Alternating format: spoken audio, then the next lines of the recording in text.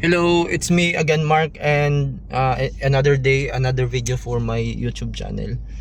I am now here inside the Royal Ocean Cruise Mactan, development of primary homes here in Basak, Sugtungan, Lapu-Lapu City, the Mactan Island. So I have so many videos of this residential condominium, and I think this one is one of the most cheapest available condo within Mactan that you can get, cheap but it's quality. And all of the towers here, like the 4 towers, are already built, and the last tower is the Tower D, and it will be set for turnover within this year.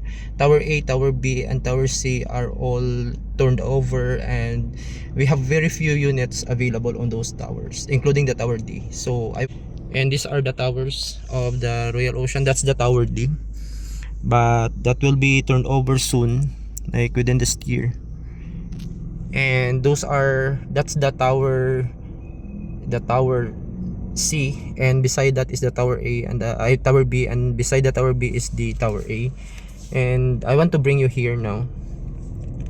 Some of my videos on this community are like rainy days and gloomy days, but now it's sunny days, and the sun is really nice. It gives nice light.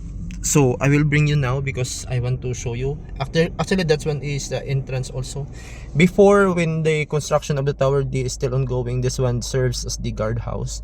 But now the guardhouse transferred on the main area, main entrance and exit of this community. So I will bring you inside. This is the residential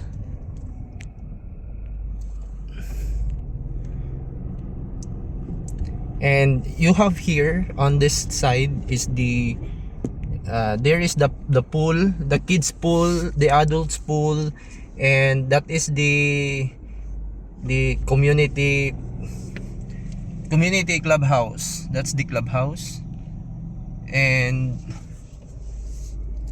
that's the gazebo. There's a gazebo inside. That's the Tower B. Tower B has been turned over, finished unit, whereas the Tower A, that one, the units there are bare, as well as the Tower C. Tower D and Tower B are all finished units, meaning it has been tiled and with bedroom partitions, unlike with the Tower A and Tower B, which are not finished unit. So you'll be the one to put your partition and your tiles. To the basement of the Tower A.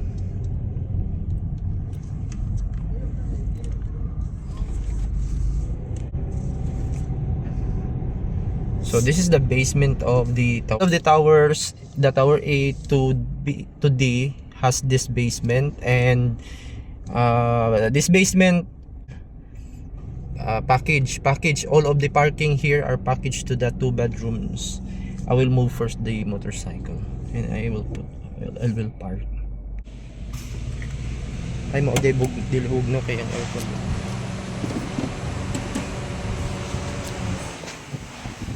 So all of this parking you can see are all for the 2 bedrooms, and I will park here because this is the dedicated parking. Just wait. So this is the Tower A, and I will bring you now to, I will tour you on the central of the towers, like the gardens. This is the elevator. So all of the towers has 2 elevators, and all of the towers also comes with this mailboxes.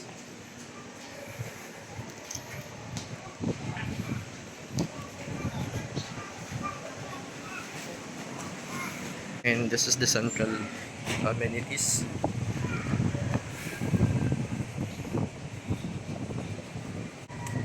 This is the Tower A, and the beside of it is the Tower B and Tower C and the clubhouse.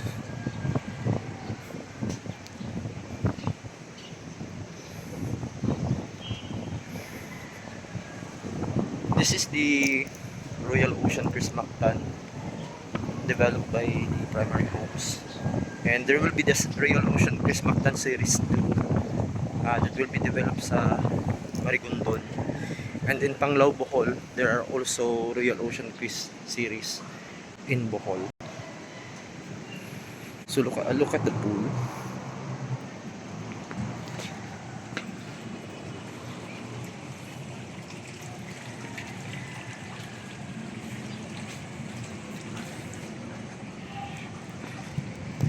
All of the towers you can see there, the rooftop.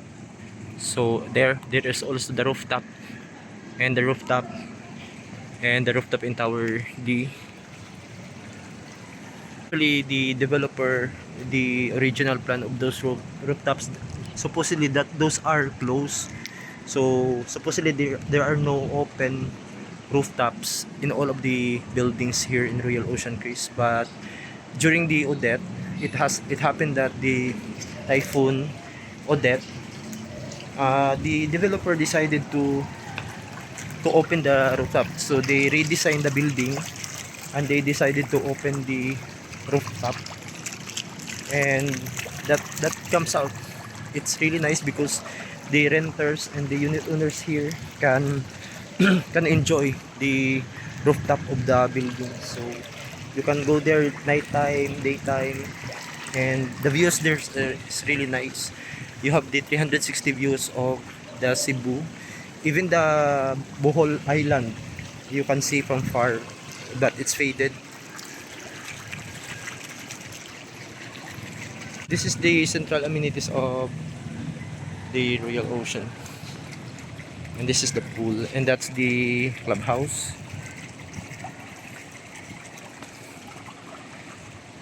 So very few units available on this project, and there are resale. Like I have a friend here.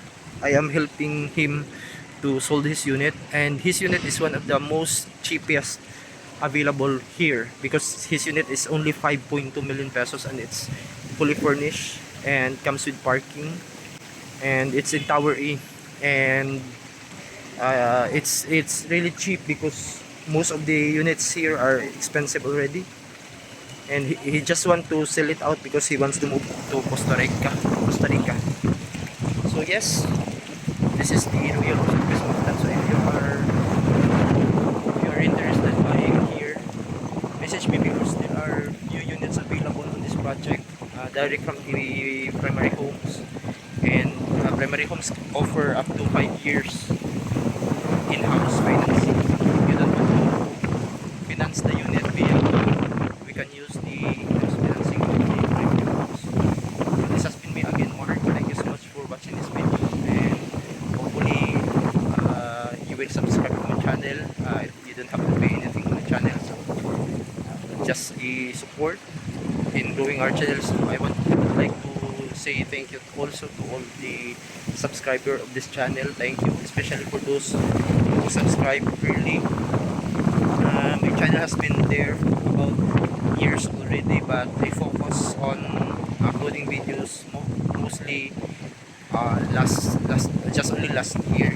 And thank you so much because most of you, especially those who subscribe, are there watching this video, and hopefully we will grow, and hopefully soon we can upload more videos. Not only maybe we can go visit, because I'm always I was in Bohol, I was in Palawan, I was in Iloilo, and Mindoro, but I don't have videos of those trips because mostly I don't take videos and I don't post on social media. But now that I have my YouTube, I decide to when I come back to those places, I will go back and I will upload nice videos for you. So I really like the weather today.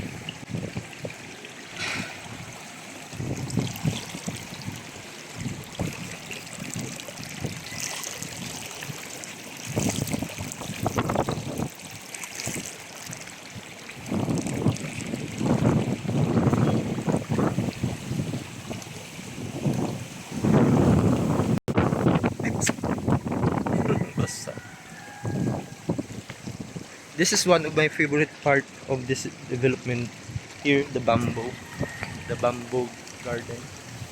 I really like because it's really cool inside. Those are the towers.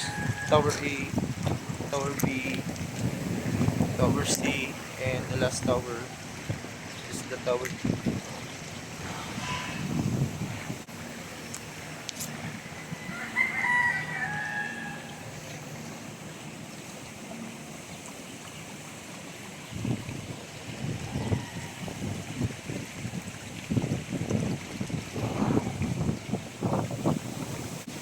Let's go in the bamboo garden because I like this area. It's cold, and in during the night time it's there are lights inside, and I will go here.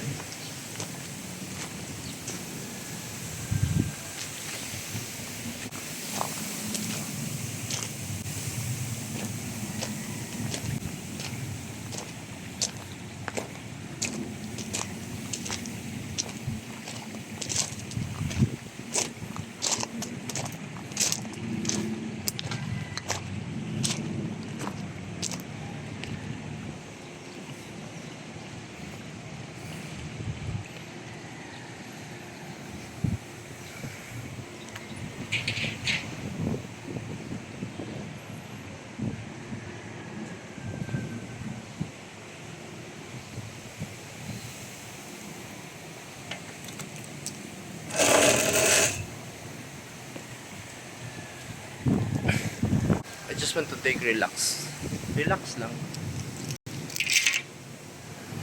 Thank you, bye bye, God bless you all.